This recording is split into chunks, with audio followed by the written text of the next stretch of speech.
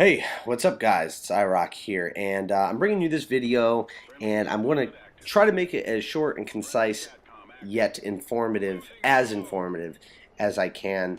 Um, just a quick disclaimer, this is literally just opinions of mine, and you've probably watched millions of videos about this subject prior to watching mine here, but this is literally kind of a casual to kind of newbie suggestion video, and for anyone that's been kind of playing for a while, but maybe shedding some light on some things that you didn't think to try that may help your accuracy, if you may have noticed that accuracy is a little bit of a trouble area for you.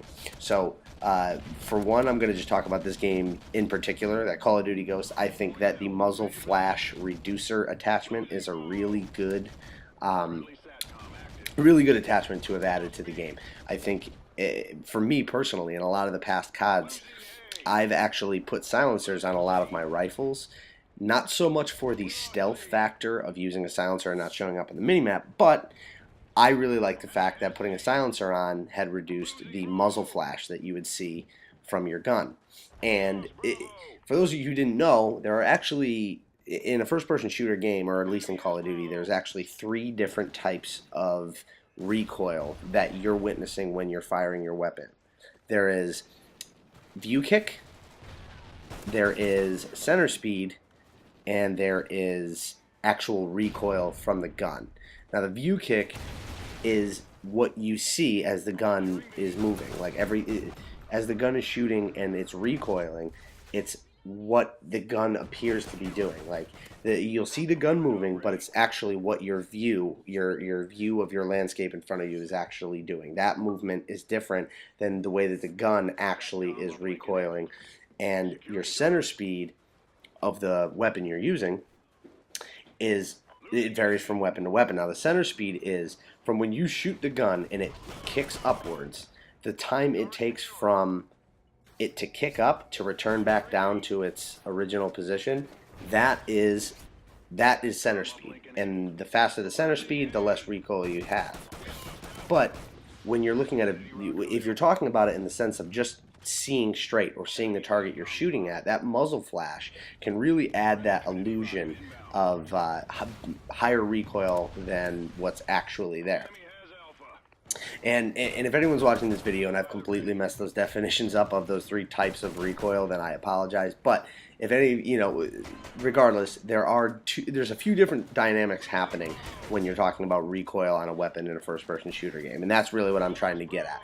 But the muzzle flash on an automatic weapon or a semi-automatic weapon can really screw you up if you're having trouble with accuracy to begin with, because it makes you feel as if you have to adjust your aim even if you're right on target. So, especially for Call of Duty Ghost, I personally suggest using the flash reducer if you don't want to be penalized for using a silencer in the range department. That's a very good way to start. And in fact, if you're having a hard time getting used to the guns or just the recoil pattern of said gun, that's always a great go-to attachment just to alleviate that one problem. The other thing that I suggest doing is turning off the vibration on your controller. A lot of people like it because it adds to the realism and the feel of the game. That's fine, but for me, I felt as if the vibration added to my visual recoil, and it was just hard for me to work with. And it was hard to transition to once I actually decided to take the vibration off. But once I got used to it, I actually felt that with my hands being steady, I was able to stay on target, especially at a lot longer ranges.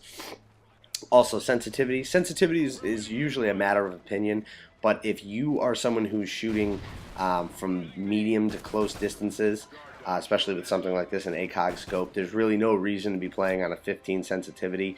I mean, unless you're already dead accurate when you're aiming down your sights. In that case, you're an animal.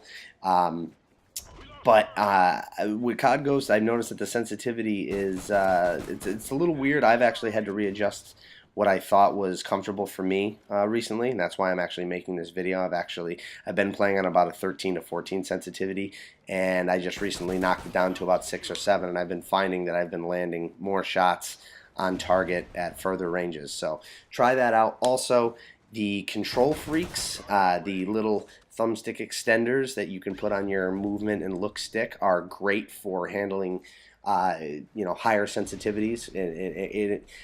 I don't have enough time to really explain exactly how they work, but they're great. I use them. I can't play without them anymore, and I suggest you guys go check those out, look those up, and yeah, and then of course the attachments like the foregrip, unlike in Black Ops 2, in Call of Duty Ghost, it actually serves a purpose.